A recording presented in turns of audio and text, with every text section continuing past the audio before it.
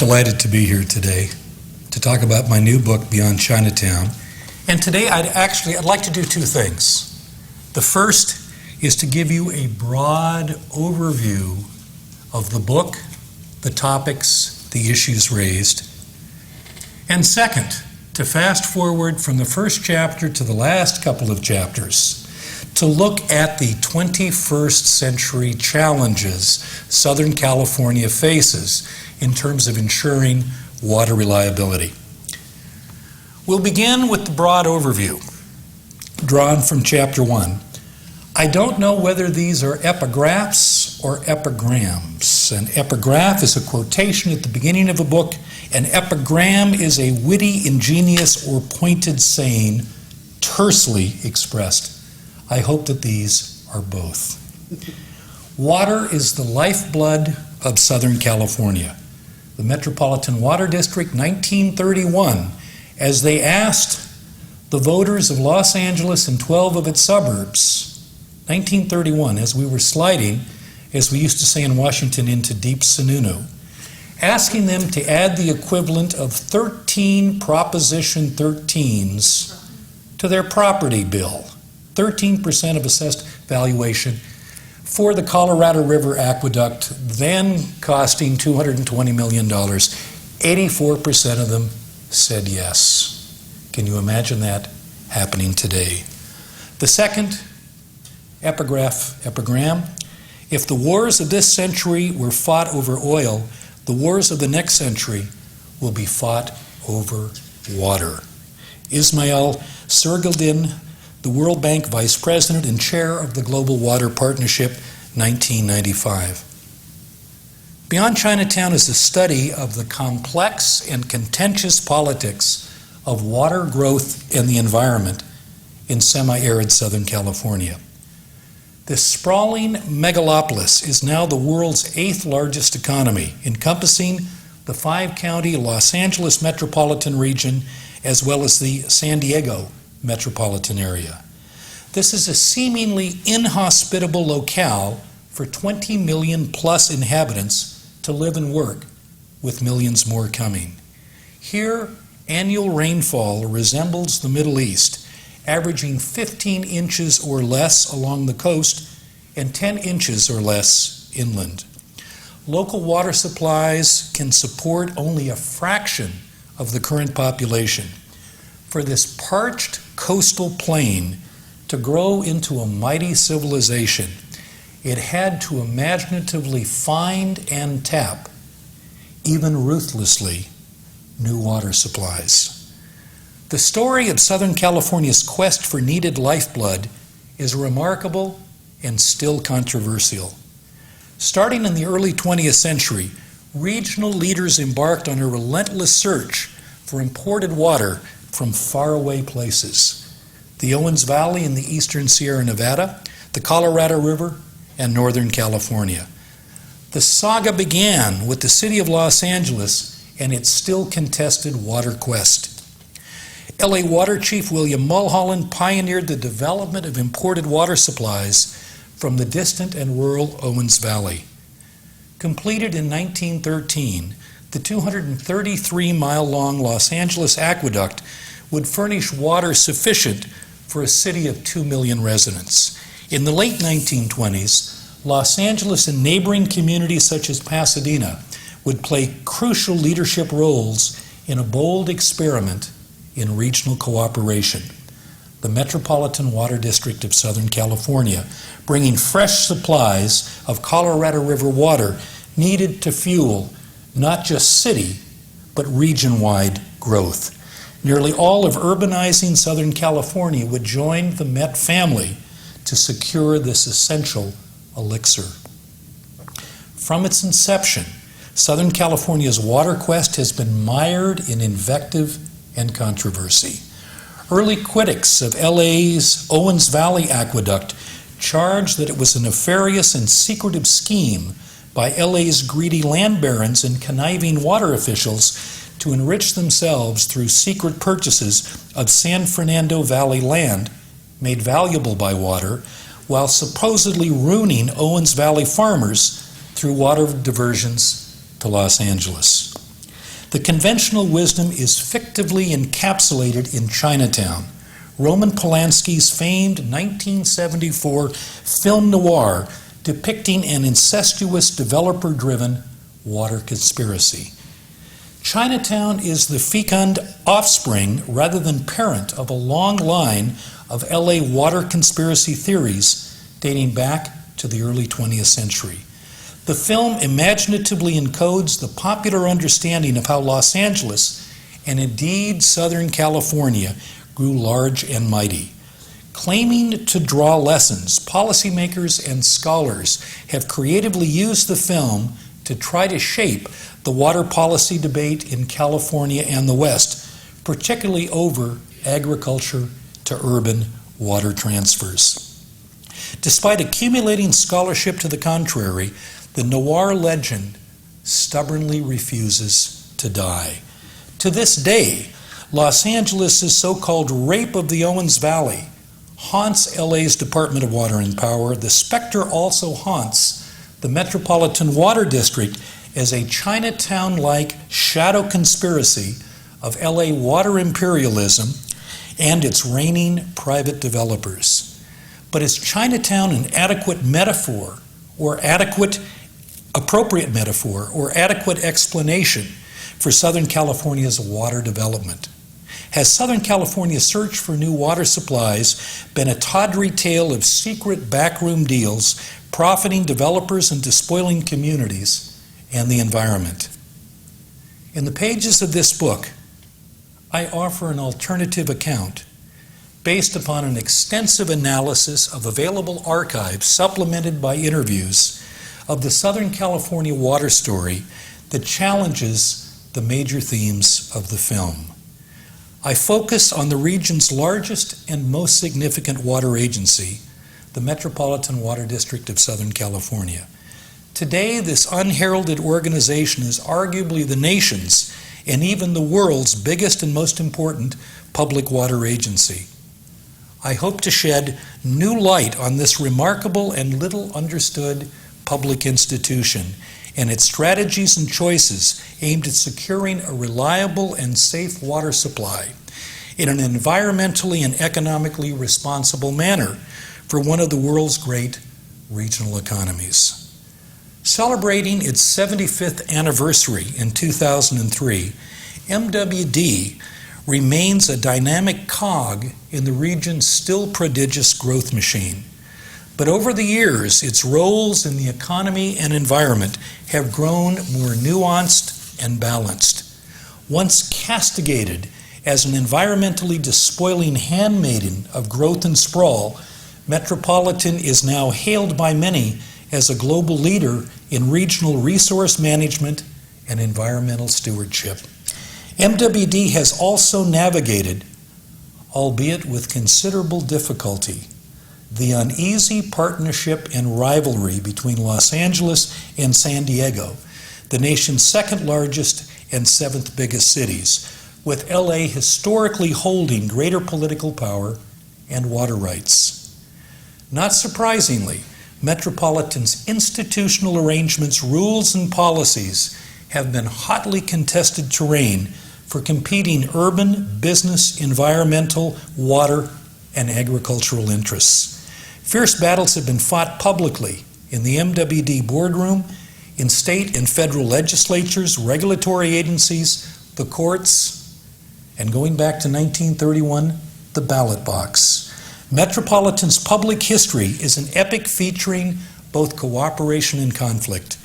In the early years, this extraordinary regional partnership financed and built the Colorado River Aqueduct, annexed most of Southern California into its service territory, and provided vital, albeit belated, support for the 1960s era State Water Project. More recently, with water reliability growing uncertain, conflict has overshadowed cooperation. Since 1990, there have been mounting challenges and battles. San Diego's drive for water independence from MWD in Los Angeles, fierce fights over the Colorado River and fragile Bay Delta ecosystem in Northern California, and the global rise of water markets and privatization. Today, Metropolitan is faced, as always, with still burgeoning population growth, adding by 2025 in its service territory the equivalent of another city of Los Angeles, 4 million people, and city of San Diego, 1.3 million residents, to Southern California in the face of adverse climate changes, a lengthy drought, mounting water quality challenges, and new post-9/11 security concerns. In response, Metropolitan has devised innovative new formulas for water reliability, quality, financing, safety, and governance, all of which are being closely scrutinized by national and even global observers. Beyond Chinatown offers a fresh appraisal of Metropolitan's 75-year-plus record and legacy. The Met supporters deem it a magnificent institution, providing responsible and reliable water stewardship under challenging circumstances. Its detractors, and there are some here in San Diego, still depict it as a pawn of LA water imperialism and pro-growth interests, and even threatening to become an inefficient and unreliable water provider. Is MWD an enterprising and effective public agency and water guarantor, or merely a Chinatown-style hidden government, just another, albeit grandiose special district, captured by entrenched interests with enfeebled ability to meet the region's water needs? These questions have national and international, and not merely regional import. As the 21st century begins, water conflicts spawned by relentless urban growth and climate change are erupting across the United States and on other continents. In a now global search for effective water formulas and institutional arrangements, Southern California's historic experiment in cooperative regional water provision, building an urban civilization in a hostile semi-desert environment, and promising to secure its water future, deserves the most careful scrutiny. The book goes from prehistory of MWD to the future. We look at the movie Chinatown, compare it with recent scholarship in terms of what Los Angeles did or didn't do in the Owens Valley. We look at the early years of MWD and particularly the contentious relationship between Los Angeles and San Diego, asking the question, who has paid and who has benefited? We then segue from the past into the major water food fights, the conflicts of the last 10 years, San Diego's drive for water independence, the Imperial Valley water deal being sort of at the center of that effort. We look at the challenges to Southern California's imported water supplies, putting the Colorado River, California's allotment, on a diet, the 4.4 plan. Look at attempts to fix the fragile Bay Delta ecosystem in Northern California, and then the challenges that are posed to public agencies. Frequently they act like monopolists by water markets, transfers, and a worldwide trend towards water privatization. Now, I segue to the end of the book, looking towards the future. How well is MWD preparing for our water future in an environment fraught with even greater uncertainties? Hopefully, the past will prove prologue to the future. Historically, MWD and its 26 member agencies have compiled a remarkable track record of reliable and affordable water provision. In the early years, this entailed the creation of a vast aqueduct empire, the Los Angeles aqueduct system and the Colorado and California aqueducts, bringing imported water to Southern California. Yet the era of dams and ditches dramatically ended, at least up until today, until the first levee break in the Central Valley, dramatically ended in 1982 with the defeat of Peripheral Canal. Is this region's leading water agency adequately preparing for the future. The 21st century challenges appear daunting. For starters, as I mentioned, the region is posed to add another, I don't know where we're going to put them, 5 to 6 million new residents. Even with greater conservation efforts, and I'm going to talk about conservation, regional water demand is likely to grow.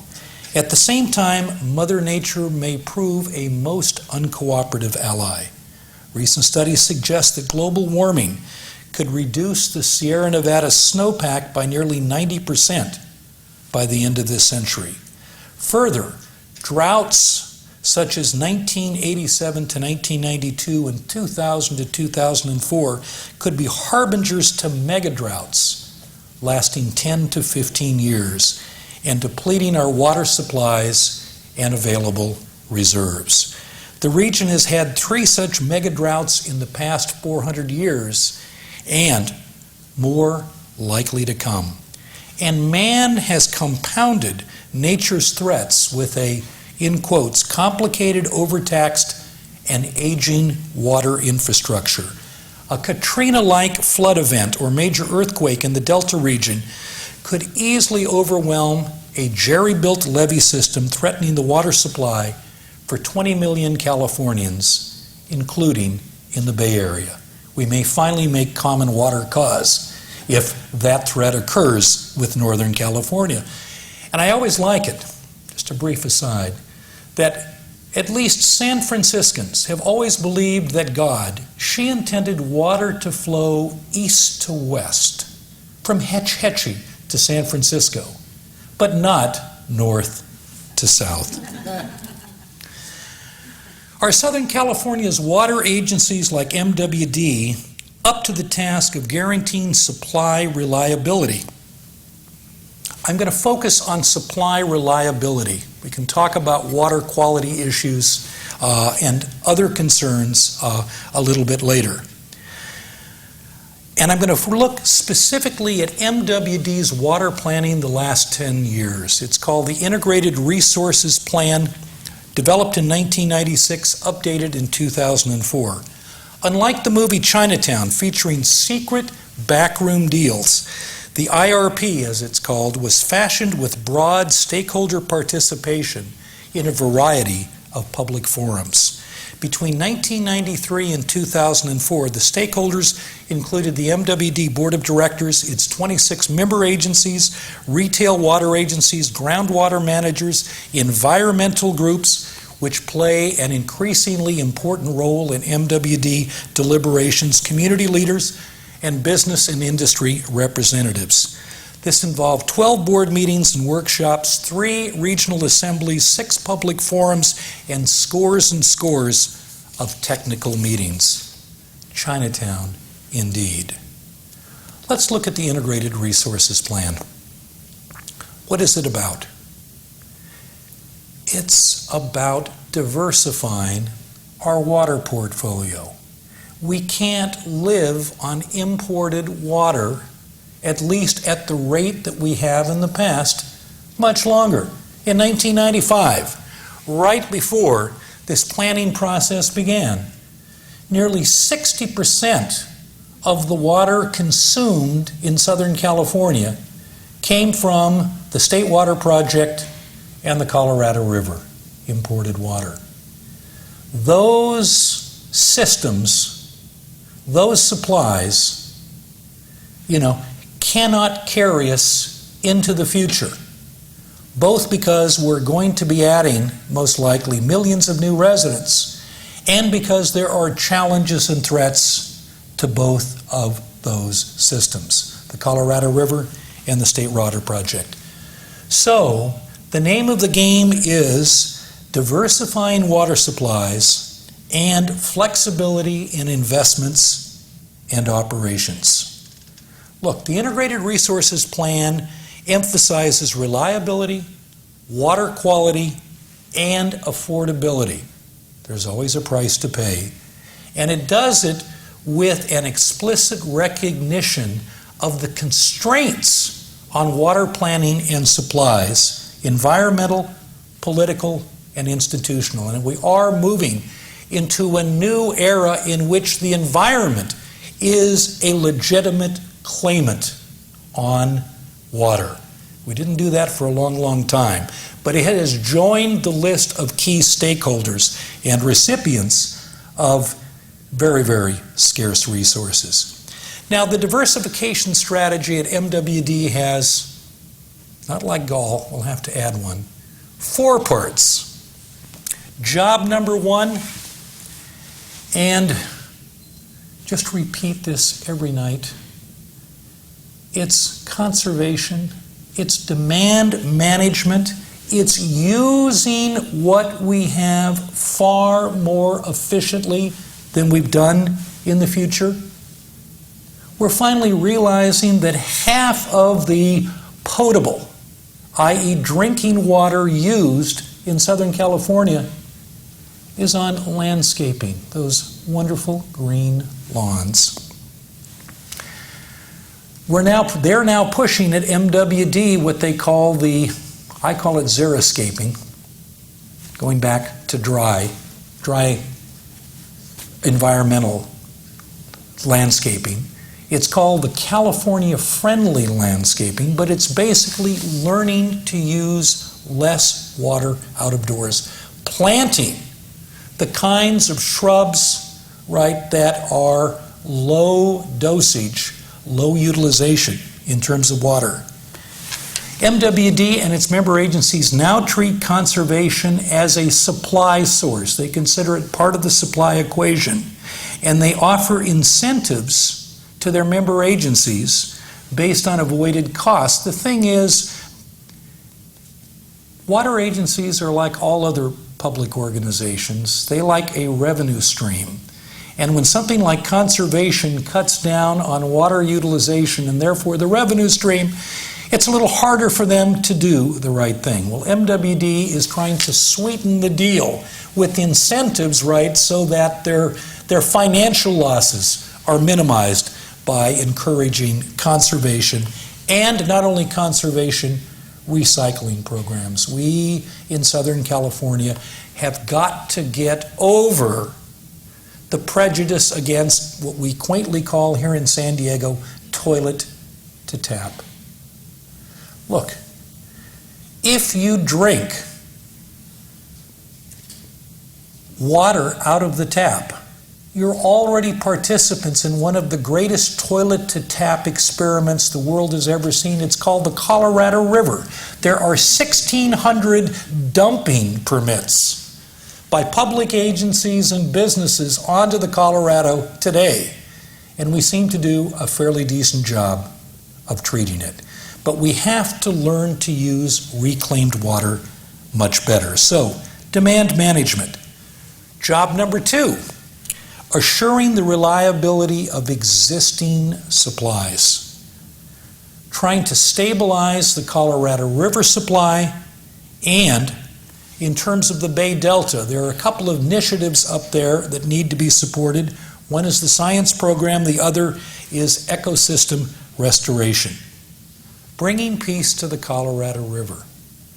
Look, we were ordered by the Supreme Court in 1963. Took a while for the reality to set in. The classic case, Arizona v. California, to reduce our intake of Colorado River water in California, Southern California water agencies, from about 5.2, 5.3 million acre feet. An acre foot is the metric in the water industry. It's enough, basically, it's 1 acre, 1 foot high. It's enough, basically, in terms of annual usage, 2 urban families of 4. We have to go from over 5 million down to 4.4 million. We've also got in the northern part of the state, in the Bay Delta, pressing issues around ecosystem restoration. There are groundbreaking approaches now being developed to ecosystem enhancement, such as diversion dam removals and new fish ladders and screens, such as at Butte and Battle Creeks. We're creating in that area environmental water accounts. These are assets that are protecting environmental interests. They are a legitimate claimant on water. And of course, we have to do something about the levee system up there. And it's not only an issue in terms of thirsty farmers and urban customers in the Central Valley in Southern California. It also has to do with a very fragile ecosystem that is unsustainable. One of the leading authorities on the state of the levees, Professor Jeffrey Mount at Davis, has basically said it's not a question of if the levees will fail, it's just a question of when. And the $3 billion that we have is merely a down payment on a $7 to $10 billion restoration project. Job number 3, assuring water for regional storage. We have to move, in a sense, right, to have a ready reserve account. Today, MWD and its member agencies have 10 times the water in terms of available storage. A lot of it is groundwater. It's dry year contracts with agricultural agencies that have a lot more water than urban agencies do. But we have 10 times more available than we did 10 years ago. And then finally, job number 4, providing affordable increases in supply. If we're going to increase the supply, we have to do it in a cost-efficient and also environmentally friendly manner. Water transfers and exchanges are part of that, but we also need to face the issues, the environmental, the economic and cost issues around the magic bullets down here in San Diego, such as desalination, taking seawater and turning it into drinking water. To conclude, MWD and its member agencies are now in the business of planning for uncertainty. Population, climate change, endangered species, a whole set of uncertainties and challenges in terms of Southern California's water supply. We're moving, and hopefully will move by 2030, to a situation where only 25% dependent upon the aqueduct empire, the traditional imported supplies, and we're much better at using local supplies, including with conservation and reclamation and groundwater storage. Now, I can't say for sure whether we are fully prepared to meet all of the challenges and uncertainties to guarantee this region's 21st century water future. But I do believe that the kind of planning that MWD and its member agencies are involved in means that we are well launched and hopefully headed in the right direction. Thank you very much.